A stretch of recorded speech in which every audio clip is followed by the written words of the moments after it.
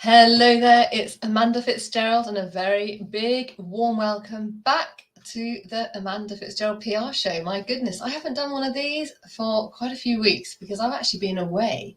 Took my two kids, they are teenagers, 16 and 17, and I took them to Morocco, a country that I am so in love with, and I just want to go back there now. I miss it, we all miss it.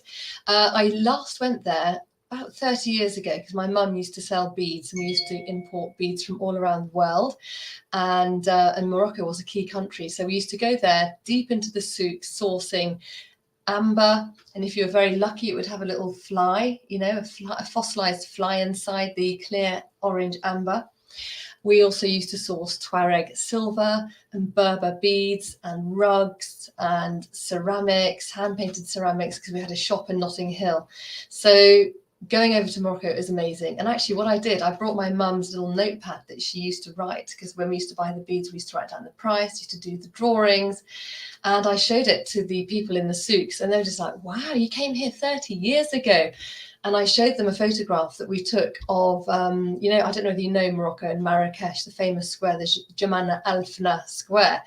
It's actually changed quite a lot now, but we showed the picture of the old square to, to people we met this time around, thinking, wow, can't believe it.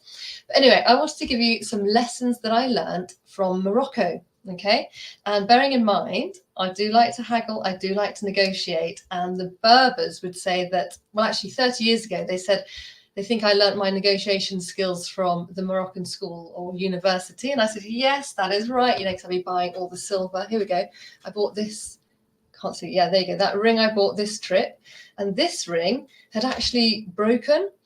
And so the turquoise had fallen out. So I managed to find, or I was guided by an amazing person, a man, through another man, through another man, so it's amazing how it all works, the whole network. And they recommended me a master jeweler who went and found and sourced a piece of turquoise to actually fix and put inside this ring. Amazing. So it's all about collaboration, recommendation, and referrals. But my 3 lessons are these. Number 1, if you have gone to Morocco or you know Morocco, you will know this. The Moroccans are master mimics. They are so talented at their languages. They can speak about 3 or 4 different languages and really, really well. They can speak Spanish and French, Italian. So we learnt that they are fantastic. Me and my family, we can speak a few languages as well. It's like, oh my God, they are fantastic.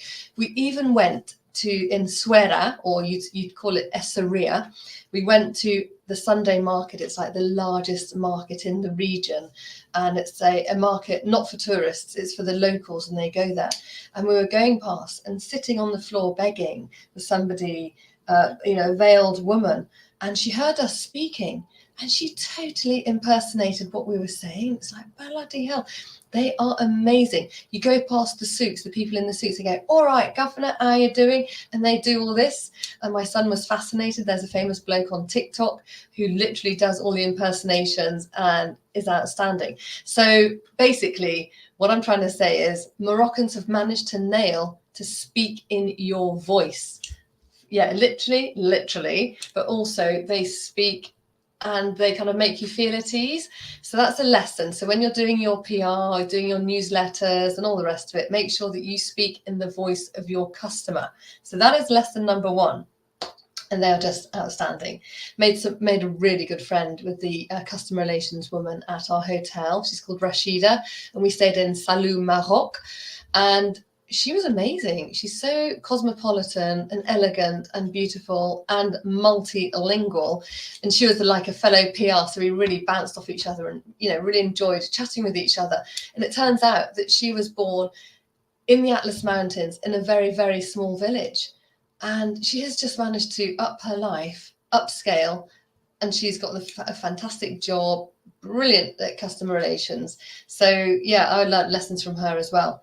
So number 1, they are master mimics. So just when you're talking to your customers, to your clients in newsletters, speak in the voice, speak in the voice to who you are talking to. Number 2, God, I can't read my writing. It's because I haven't written for so long. Oh my goodness. Oh yeah, that's right. So you go past all these souks and market stalls and you're either going to be beckoned in with their master mimicry, with them talking their amazing accents, or you won't get approached. Or we went into some shops, there's one woman who's literally on her telephone. We thought, that's not a great way. I mean, you don't want to be hassled when you go into a shop, but you don't want to be ignored either. So what my daughter and I both said was, well, she's not very friendly. She's obviously not very interested in even making a sale. So she didn't approach us, didn't acknowledge us. So a lesson learnt here is when you go networking, I gave a talk recently at the Albright, just don't whip out your phone because it just creates a massive barrier. Okay, so be approachable, meet and greet and say hello when you see people face to face when you're networking, and when you're doing stuff like this, social media and all the rest of it, be sure to greet, meet and say hello to people, respond, engage. Okay, so it's basically engage. Okay, so number one, speak in your voice. Number two, engage. And then the third one, I have to squint and read my writing again. Oh my goodness. Oh yeah, this is a really important one. This won the day. I don't know if you saw my video of when I went carpet sourcing for my mum. She sent me on a mega mission. She knows how much I love doing all the haggling and the negotiating and the sourcing. So she said, Amanda, I'm going to move house and I want to buy a new rug, a bright, colourful rug. So again, we met somebody, it was like a multi-referral scheme to get to a great carpet selling shop who was a trusted person. The guy, Ahmed, was so friendly to us and gave us a really, really great price, managed to negotiate a fantastic deal, but he was really friendly and was really appreciative of the sale, and everybody was really appreciative of the sale. So it is basically, when you get a sale, be really friendly and also thank people, even if it's not a sale you're getting. If it's a journalist who has written a piece for you, the first thing you do before sharing it anywhere is to go back and thank the journalist who's written the piece for you. So it's being friendly, and it wins the day every single day. So be out there. Be sure to speak in your voice or in the voice of the customer that you're dealing with, you're talking to. Number two is to engage. And number three is to be friendly. Even if you're having a bad day and you're not feeling great, not feeling really up to it, be sure that you're friendly and you acknowledge the efforts that person has put in to come and to visit you and all the rest of it. And that really works with PR. And I think Moroccans are the perfect PR.